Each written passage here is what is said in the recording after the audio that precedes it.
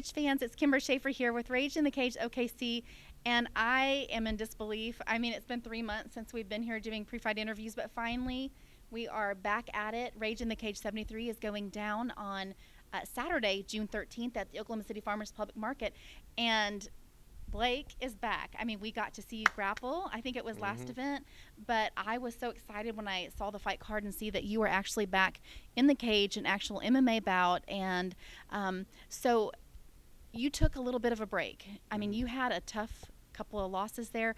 And like you and I were talking about before the interview, you only fight the best in your weight class. And so this fight and you getting the win will be really important to you. So tell me about your break and just what your aspirations are now.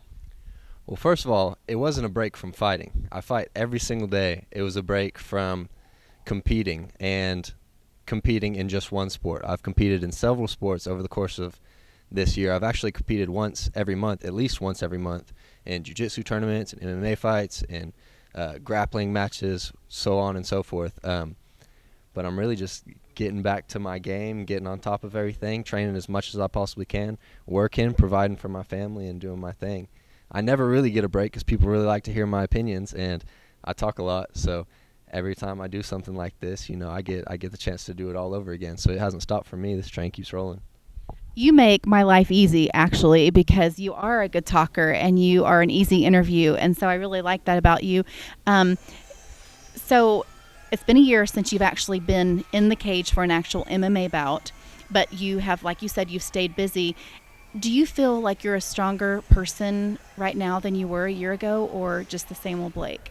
Oh, 100% I'm stronger. I've been training so hard for this. It's ridiculous. And I'm 21 now. I got some grown man strength on me, too. This guy's in trouble. Oh man, you just got me excited. I mean, MMA fans in general are excited because we've all been away from this for so long, and this fight I think is going to be one to remember. Your particular fight, but the fight card All my fights. in general is going to be such a memorable event because all of you guys are so pumped and so ready to be in there. I think we're going to see the best of every fighter on this card. Yeah, all my fights are memorable. First of all, any one of my fights, you can take a moment from it. Even my losses, you can take a moment from them. Hey, remember when I kicked that guy in the mouth? Remember when I kneed that guy in the face? Remember when I slammed that guy through the canvas? There's going to be something to remember from every fight. And my last two losses were to the same person, Eric Mercado, a hell of a competitor. He's ranked number 1 right now for amateurs, about to go pro, so that title's about to be vacant. And I'm about to take it because it's mine. Well, and also Eric is number 1 in your weight class. If you get this win, that will put you back up as one of the top contenders in the weight class. Is that correct? Yes, ma'am. I believe, if it's correct, Jahaven's ranked number 7 or 8 or something like that. So if I beat him, I should be back in the top 10 because I actually beat somebody that's ranked number like 11 or 12 right now. I beat him by decision, and I'm ranked number like 20-something. So it's a little whack, but you know, I'm a prove that I'm not just in the top 10. I'm top 1. I'm the top. I mean, you really are. When I think of your weight class, you know, you're way up there, whether the records show that or not. And, you know, as I was saying, your record does not reflect you as a fighter at all. And this is what I tell fighters all the time, especially as amateurs. You're doing it the smart way, in my opinion, because your amateur record doesn't matter. What's on paper doesn't matter. It matters that you fought everybody in your weight class that you could at the highest level. And it's going to make you overall a better fighter as a pro. Facts. You know, fighters fight. That's what we do. I'm not here to win gold. I'm not here to win money. I'm here to beat everybody. I'm here to take names. I'm here to punch everybody in the mouth at least once, twice. And this is totally putting you on the spot because, and I didn't intend to do that, but obviously there's only one person that has beat you twice. Do you think when you go pro, you and Eric will run that back again for number 3? Oh, man. That would be an interesting fight to see. I don't know. I probably wouldn't take it unless it was for some kind of world champion fight or something like that. Because at this point, you know, we're good friends. Like we had a few times when we had each other's backs and stuff outside of the cage, and I respect him as a as a fighter and as a potential training partner. I'd like to make it to the top with him as opposed to against him. But like I said, I'm a fighter. Fighters fight, and I know he's the same way. So if we were to get it again when we're pros, we're going to get it again when we're pros. I just, I was like, gosh, maybe I shouldn't ask that question. That was rolling through my mind. And I was like, yeah, gonna do it. No, I love it. It's perfect. It's great. So, like you said, you're 21. You have years ahead of you. Do you plan to spend these years in the cage? Yeah, I'm 21 and I'm a vet right now. I've been in here.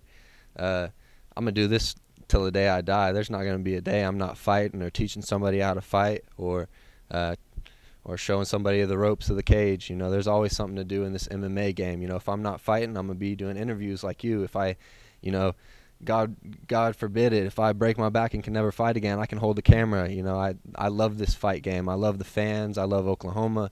I love all the people that support us. There's nothing that's not to love about this sport. The community is really, really something different. I tell you that for sure. I would have never imagined myself. Obviously, I worked in the television newsroom most of my life. Actually, since I was 13 years old is when I got my first internship at OETA. I would have never imagined myself interviewing somebody for an MMA fight. Six, maybe 7 years ago, when I started Rage in the Cage, I knew nothing. It was honestly quite embarrassing what the lack of knowledge I had in MMA, and I still feel like I'm learning. But I feel exactly like you do now that I've been in the family of MMA. Even when life the past 3 years for me has kind of taken a turn where I probably should pull away because I've got so many other responsibilities. I haven't been able to, so I get it. Well, like you said, you learn things new every day. I've been talking to myself in that reflection this whole time because I look so damn good on these lights. I should have been looking at the camera. So if y'all at home are getting confused why I keep looking down, it's because my teeth look so good in this light. Hey, I mean, you are one that speaks your mind, and I'm going to share with everybody that doesn't know our history. You're one of my favorite fighters, and early on in your career, you reminded me this because I had actually forgotten. In one of our interviews, apparently I said you're the most bleeped amateur fighter in Oklahoma MMA. I am, and in this interview, man, I'm trying hard not to cuss. I don't got a filter. That filter part of my brain is just broken. Don't know why. My mom raised me just to speak my mind and say exactly what I mean. So interviews aren't interviews to me. It's just having a conversation with somebody and doing what I do every single day. Well, you're doing a fantastic job, by the way. I'm really proud of you, and I get it because an interview is a reflection of you, and it shouldn't be rehearsed. It shouldn't be something. I don't write down questions. I think it's just whatever I feel in the moment, and I like you guys to be able to say what you feel in the moment. But obviously, we've also got to respect the boundaries of the commission and any children that might be watching it. So, I'm super proud of you, to be honest. Thank you. I appreciate it. I don't write my answers either. Well, that's good. That's good. It's not rehearsed. Anything else? I did notice that you've got what is it now? Lindsay Tile. Is that a sponsor or what shirt? Where's that shirt come from? Well, Jeff Lindsay is my coach, and one of my coaches and a lifelong friend of mine. I also work for him. I actually hauled ass to get here to this interview so that I can make it in time, get back to work, and lay some tile because I got to lay enough tile to get a workout in later. But that's what I've been doing every single day. I've been going to work or working out, going to work, working out again. I've been working out at my dad's gym, John Morton, the owner of Endurance BJJ in Valley Tudo. I've been working out at Standfast with Jeff Lindsay and a couple other secret spots that remain nameless because I don't want to put them on any lists for the stupid flu season that we're in. Got ya. Well, thank you so much for your interview. Any other, you've mentioned your gyms, any other shout outs or sponsors or anything you want to mention before we wrap it up? Yeah, thank you to all my training partners, everybody that's helped me get ready for this. You guys know who you are. I don't need to say any names, but again, it's a process. It's not a sprint. It's a marathon. All right. Well, thank you so much, Blake Morton. You guys join us Saturday, June 13th for Rage in the Cage 73. Can't believe we finally get to get back in there.